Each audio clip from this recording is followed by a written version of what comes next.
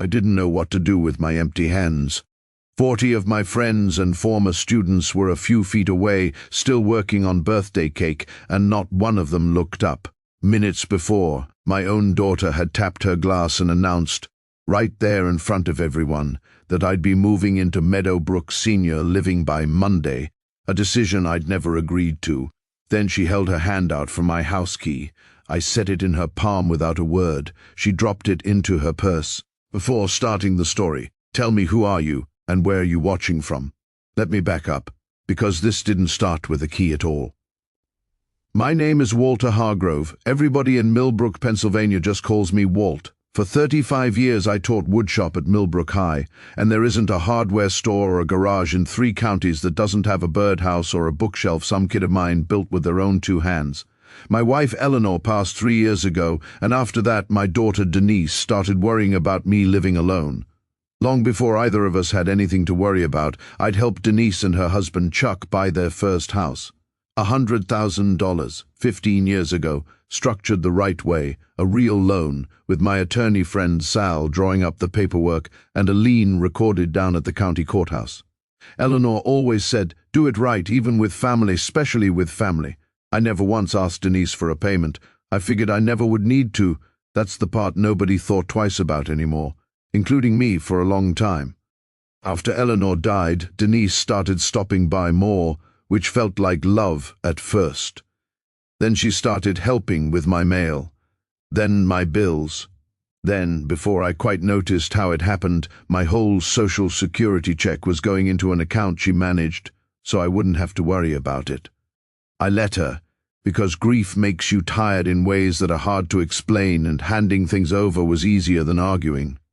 A few months later she sold my old Ford pickup without asking, since I wasn't really driving much anymore. Then one afternoon I came home from my walk to find my shop tools gone. 35 years of chisels and planes and a table saw I kept tuned better than my own knees, given away to a neighbor's teenage son to free up space in the garage. Nobody asked which ones I wanted to keep.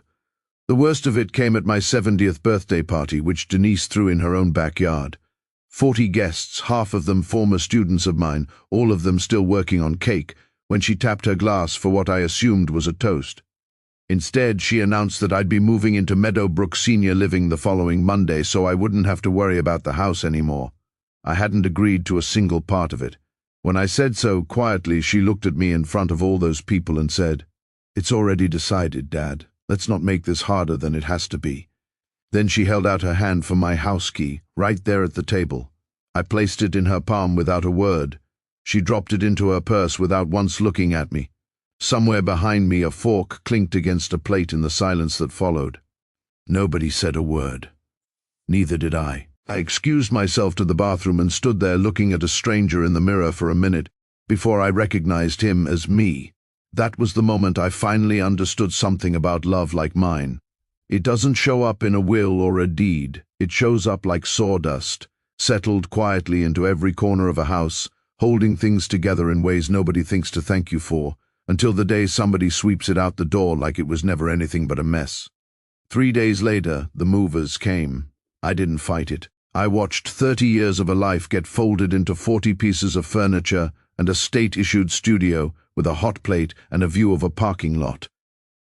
Here's what Denise never once thought about in 15 years of not thinking about it. That loan was still real. Nobody had paid a cent against the principal, and the lien Sal filed was still sitting on record at the county courthouse, exactly where Eleanor had insisted it belong.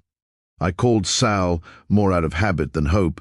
He pulled the file that same afternoon. The note was still enforceable. I had every legal right to call the balance whenever I wanted. $100,000 still owed, still mine. I'd never once asked for it. I decided it was finally time to ask. I didn't storm over there.